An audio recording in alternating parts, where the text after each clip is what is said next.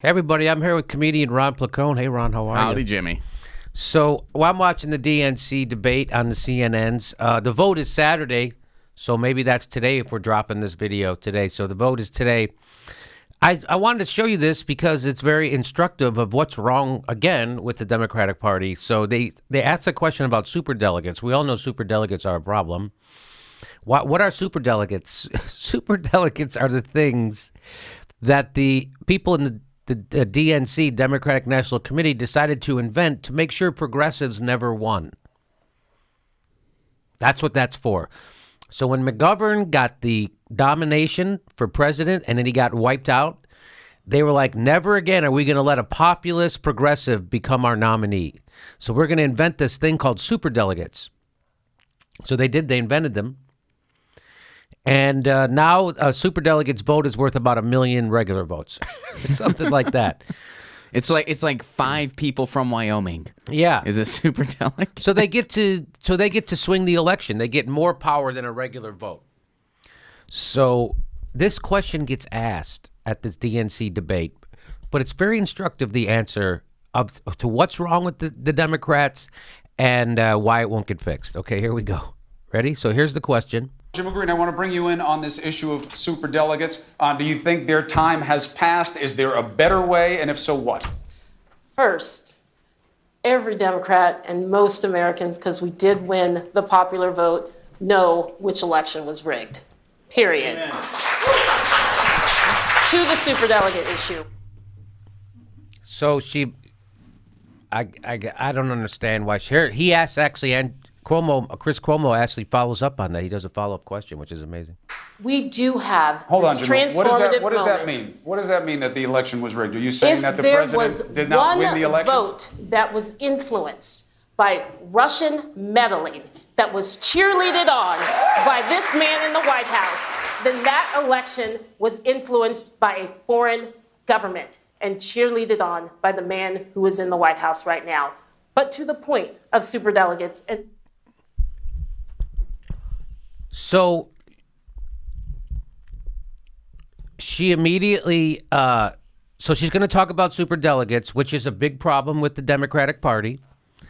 Because why? Because it's just blatant cheating right out in the open. It's undemocratic. That's ironic that they're called the Democratic Party and they have the most undemocratic form of electing their nominees.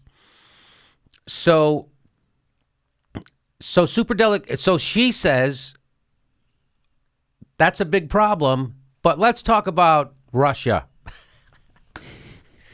And again, it's funny that all their anger is reserved over this Russia meddling in our election, screwing over Hillary, according to them, but zero anger over Hillary and the DNC colluding against the progressive in the race. Superdelegates are there just to screw over the progressive. And still, all their sympathy lies with Hillary Clinton. That's it. Again, that's this. So you can see how you feel about her being cheated against. You can imagine how progressives feel then, right? Almost exactly like, probably worse, because there's evidence that she screwed over the progressives. There's no actual evidence going the other way that Russia was the ones who hacked into John Podesta's email. So that's the weird thing. Like, and by the way, Russia and the Kremlin or whatever, we can't control them. You know who we can control? Us, the Democrats, the DNC. That's where the majority of our ire and anger should be directed, because that's something we can do something about. We can't control Putin. We can't control the Russia's spies. We can't even control our own CIA. So that's again very revealing that the problem. She's talking right now about the DNC, superdelegates. Superdelegates, by definition, are cheating, rigging the election. By definition, that's rigging the election. Superdelegates, which were all for Hillary Clinton. And what does she do before she talks about that? She talks about how Hillary Clinton was aggrieved. So not only did they actually cheat, but the system was rigged from the beginning in Hillary. The superdelegates pledged pledge themselves before they even know who else was running. That's called rigging the system. So I wanted to bring that up. And so, but she goes, oh, so there. So you see what's wrong, right? I don't have to explain it again. Do I? Okay. Right? Am I being clear? I don't know if I'm being clear. Am I being clear No, about... I think it's clear. And, you know, a small thing to point out on the first part of her answer, some folks in the Democratic Party, they keep now changing the definition of what rigged means. Rigged, First right. it was, well, we're convinced Russia hacked, they messed with the results, and then, well, that wasn't proved. There was no evidence. And so all of a sudden it was like, well, if one person was influenced by this, well, then that means it was rigged. One person being influenced by propaganda means an election was rigged. Well, then every election that's ever rigged. happened in the history of anywhere has been rigged. That's a faulty definition at best. Well put, Ron. There you go. So the real rigging is embedded in the question. Hey, superdelegates, good or bad? So that's the real rigging happening. And she goes on to talk about this other rigging as if that was the real problem. Okay, because as if that was responsible for Trump. What was responsible for Trump was you screwed over the progressive in the race. The guy who could have beat Donnie Tanahans, you screwed him over, you rigged it. And then they colluded. The Hillary campaign and Debbie Wasserman Schultz and Donna Brazile, they colluded. This isn't up for debate anymore. Only at a DNC debate it's up for debate. So now she moves on to the superdelegate part of the question, and she hits a home run. Let's watch. To this issue, the next chair of the DNC has to acknowledge the wounds that the Bernie Sanders supporters have coming out of 2016. And you have to also acknowledge that there are real wounds for Hillary Clinton supporters who feel there was no... So two double wounds for Hillary. So the first part of her answer is all about Hillary being screwed over. The second, very brief, was the Sanders supporters, but down back to the Hillary supporters. The wounds that the people who are on the side of the cheaters feel. You mean that wound? The people who cheated Bernie. They also feel wounded. They don't get to feel that way. That's the way I feel. You don't get to feel that way. So that's her trying to play both sides of the fence on this one. Attention to the sexism and misogyny that she faced.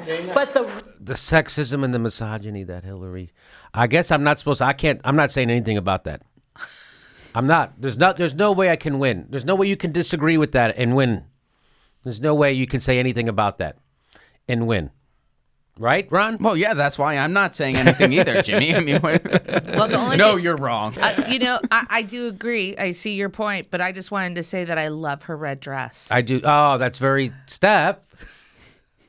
So, Steph, what do you think about that? Her claim about that the Hillary supporters are wounded because. Well, here's what she said. Hang on one sec. And you have to also acknowledge that there are real wounds for Hillary Clinton supporters who feel there was no attention to the sexism and misogyny that she faced.